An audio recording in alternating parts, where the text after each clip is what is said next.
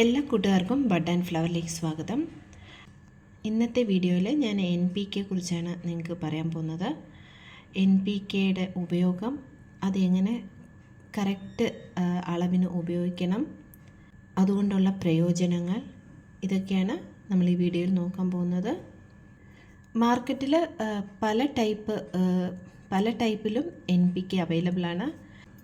ഇത് നല്ല പൗഡർ ഫോമിലാണ്, ഒരു ചെറിയ റവയുടെ ടൈപ്പ്, ചെറിയൊരു തരിയുള്ളതാണിത്. ഇത് പെട്ടെന്ന് വെള്ളത്തിൽ നമുക്ക് മിക്സായി കിട്ടും.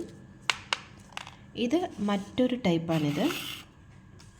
ഇത് കുറച്ച് ഗ്രാനുവൽസ് മാതിരിയാണിത്. ഇതും വെള്ളത്തിൽ അലിയുന്നതാണ്.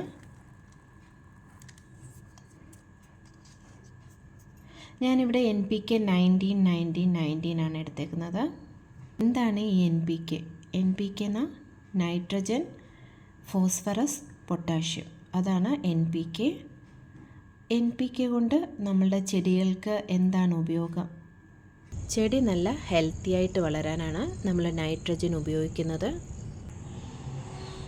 ഫോസ്ഫറസ് നമ്മൾ ഉപയോഗിക്കുന്നത് ചെടികളിൽ നിറയെ പൂക്കൾ കിട്ടാനും, അതേപോലെ വെജിറ്റബിൾസ്, ഫ്രൂട്ട്സ് എല്ലാം ആണെങ്കിൽ അതിൽ നിറയെ കായ് ഇടാനുമാണ് ഫോസ്ഫറസ് ഉപയോഗിക്കുന്നത്. അതുമാത്രമല്ല, വേരിൻ്റെ ആരോഗ്യത്തിനും, വേര് ഹെൽത്തി ആയിരിക്കാനും, വേരിന് അസുഖങ്ങളൊന്നും ഉണ്ടാകാതിരിക്കാനും നമുക്ക് ഫോസ്ഫറസ് ഉപയോഗിക്കാം. പൊട്ടാഷ്യം നമ്മൾ ഉപയോഗിക്കുന്നത് ആകെ മൊത്തമുള്ള ചെടിയുടെ വളർച്ചയ്ക്കാണ്. കൂടാതെ തക്കാളി പോലെയുള്ള ചെടികളിൽ കൂടുതൽ പൂക്കൾ പൂക്കാനും കൂടുതൽ കായ് ഉണ്ടാകാനും പൊട്ടാഷ്യം യൂസ് ചെയ്യാറുണ്ട്. NPK ഏതെല്ലാം ചെടികൾക്ക് യൂസ് ചെയ്യാമെന്ന് നോക്കാം. പൂക്കൾ തരുന്ന ചെടികൾക്ക് മാത്രമല്ല, എല്ലാ വെജിറ്റബിൾസ് ചെടിക്കും നമുക്ക് NPK യൂസ് ചെയ്യാവുന്നതാണ്. കൂടാതെ എല്ലാ ഫ്രൂട്ട്സ് ചെടികൾക്കും NPK ഉപയോഗിക്കാവുന്നതാണ്. എല്ലാ മണ്ണും ഒരേപോലെ ആയിരിക്കില്ല. ചില മണ്ണിൽ നൈട്രജൻ്റെ അളവ് കൂടുതലായിരിക്കും, ചില മണ്ണിൽ പൊട്ടാഷ്യത്തിൻ്റെ അളവ് കൂടുതലായിരിക്കും, ചിലതിൽ ഫോസ്ഫറസിൻ്റെ അളവ് കൂടുതലായിരിക്കും. അപ്പോൾ അങ്ങനെ ഉള്ളപ്പോൾ നമ്മളത് ടെസ്റ്റ് ചെയ്ത് ഏതാണോ മണ്ണിന് കൂടുതൽ ആവശ്യം അത് നമുക്ക് ചേർത്ത് കൊടുക്കാവുന്നതാണ്. അപ്പോൾ ടെസ്റ്റ് ചെയ്ത് നമുക്ക് കണ്ടുപിടിക്കാൻ പറ്റില്ലെങ്കിൽ നമ്മൾ ഒരേ അളവിലുള്ള NPK ഉപയോഗിക്കാം. അതായത് നൈട്രജൻ, ഫോസ്ഫറസ്, പൊട്ടാഷ്യം എല്ലാം ഒരേ അളവിൽ കൊടുത്തിരിക്കും. ഞാനിവിടെ ഉപയോഗിക്കുന്നത് NPK 19 ആണ്. അപ്പോൾ ഇതിൽ നൈട്രജൻ്റെയും പൊട്ടാഷ്യത്തിൻ്റെയും ഫോസ്ഫറസിൻ്റെയും അളവ് ഒരേപോലെ ആയിരിക്കും. NPK ഉപയോഗിക്കുന്നത് കൊണ്ടുള്ള ഗുണങ്ങൾ നിങ്ങൾക്ക് മനസ്സിലായി കാണുമെന്ന് വിചാരിക്കുന്നു. ചെടിയുടെ മൊത്തത്തിലുള്ള വളർച്ചയ്ക്കും, കൂടുതൽ ഫ്ലവർ തരാനും, കൂടുതൽ കായ്, വെജിറ്റബിൾസ് തരാനും, ഫ്രൂട്ട്സ് തരാനും എല്ലാത്തിനും NPK വളരെ അത്യാവശ്യമാണ്. ജൈവവളങ്ങളോടൊപ്പം തന്നെ രാസവളങ്ങളും ഉപയോഗിച്ചാൽ മാത്രമേ നമുക്ക് കറക്റ്റ് റിസൾട്ട് കിട്ടത്തുള്ളൂ. ഇല്ല, രാസവളങ്ങൾ ഉപയോഗിക്കാൻ താല്പര്യമില്ലാത്തവരാണെങ്കിൽ NPKയ്ക്ക് പകരം കടലപ്പിണ്ണാക്കും, എല്ലുപൊടിയും, അതേമാതിരി വേപ്പിൻ പിണ്ണാക്കും വെള്ളത്തിൽ കലക്കി വെച്ച് ഒരാഴ്ച കഴിഞ്ഞ് പുളിപ്പിച്ച് അതുകൂടെ ചെടികൾക്ക് ഒഴിച്ചു കൊടുക്കാം. ഈ രാസവളം ഉപയോഗിക്കുന്നത് കൊണ്ടുള്ള ദോഷം എന്താണെന്ന് വെച്ചാൽ, മണ്ണിലുള്ള സൂക്ഷ്മജീവികളെ വരെ ഈ രാസവളം കാരണം നശിച്ചു പോകും. അതുകൊണ്ടാണ് രാസവളം അധികം ഉപയോഗിക്കരുത് എന്ന് പറയുന്നത്.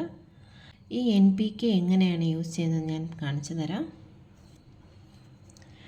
ചെടി നട്ട് ഒരു 2 ഇല പരുവമാവുമ്പോൾ നമുക്ക് NPK ഒരു 2 ഗ്രാം 1 ലിറ്റർ വെള്ളത്തിൽ കലക്കി അത് സ്പ്രേ ചെയ്ത് കൊടുക്കാം, അല്ലെങ്കിൽ ചെടിയുടെ ചുവട്ടിൽ ഒഴിച്ചു കൊടുക്കാം.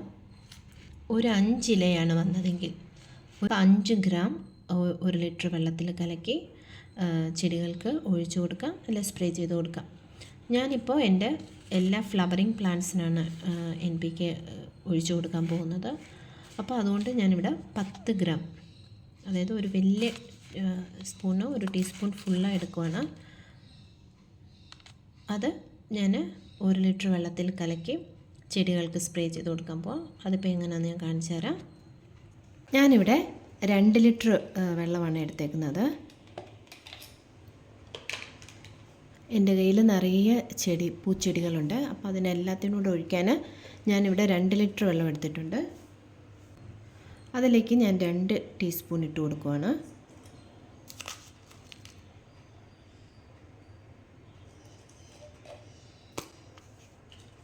അളവ് ഇച്ചിരി കുറഞ്ഞാലോ ഇല്ലെങ്കിൽ വെള്ളത്തിൻ്റെ അളവ് ഇച്ചിരി കൂടിയാലോ കുഴപ്പമില്ല.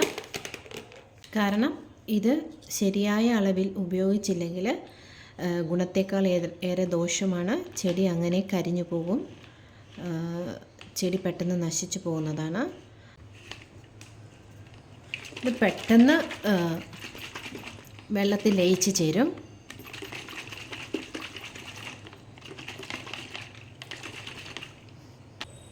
NPK എപ്പോഴാണ് ചെടികൾക്ക് കൊടുക്കേണ്ടതെന്ന് വെച്ചാൽ രാവിലെ ഒരു 7 മണിക്ക് മുൻപേയും കൊടുക്കണം, അല്ലെങ്കിൽ വൈകുന്നേരം ഒരു 5 മണിക്ക് ശേഷം. വെയിൽ വരുന്നതിന് മുൻപേയും വെയിൽ ആറിയതിന് ശേഷവും മാത്രമേ NPK സ്പ്രേ ചെയ്ത് കൊടുക്കാവുള്ളൂ. ഇല്ലെങ്കിൽ സൂര്യപ്രകാശം ഇലകളിൽ തട്ടുമ്പോൾ ഇലയെല്ലാം കരിഞ്ഞു പോകും, ചെടി നശിച്ചു പോകും. അതുകൊണ്ട് വെയിലിന് മുൻപേയും വെയിൽ ആറിയതിന് ശേഷം മാത്രമേ സ്പ്രേ ചെയ്ത് കൊടുക്കാവുള്ളൂ. അപ്പം ഞാനിതെങ്ങനെ സ്പ്രേ ചെയ്യുന്നത് കാണിച്ചു തരാം. ചെടി നന്നായിട്ട് നനയുന്ന അളവിന് നമ്മൾ സ്പ്രേ ചെയ്ത് കൊടുക്കണം. ഇലകളിലെല്ലാം നന്നായിട്ട്, ഇലയെല്ലാം ചെടി മൊത്തമായിട്ട് നനയുന്ന അളവിൽ നമ്മളിത് സ്പ്രേ ചെയ്ത് കൊടുക്കണം. എൻ്റെ എല്ലാ ഇൻഡോർ പ്ലാന്റ്സിനും, എല്ലാ ഫ്ലവറിങ് പ്ലാന്റ്സിനും ഞാനിതാണ് കൊടുക്കാറുള്ളത്. ഒരു 15 ദിവസത്തിനുള്ളിൽ, ഒരു 15 ദിവസം ഇടവിട്ട് ഞാനിത് കൊടുക്കാറുണ്ട്.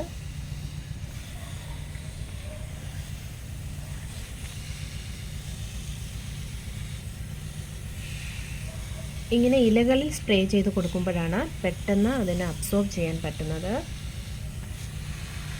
ലിക്വിഡ് ഫെർട്ടിലൈസർ എപ്പോഴും നമ്മൾ ചെടികൾക്ക് കൊടുക്കാൻ ശ്രമിക്കണം.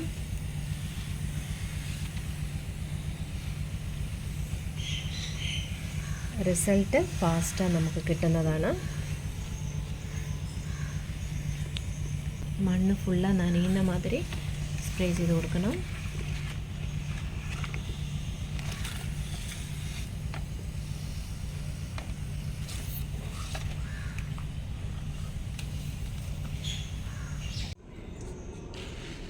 എൻ്റെ ഈ വീഡിയോ നിങ്ങൾക്ക് ഉപകാരപ്രദമായി എന്ന് വിചാരിക്കുന്നു.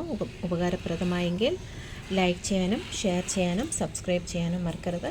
അപ്പോൾ മറ്റൊരു വീഡിയോയുമായി കാണുന്നത് വരെ നന്ദി, നമസ്കാരം, ബൈ.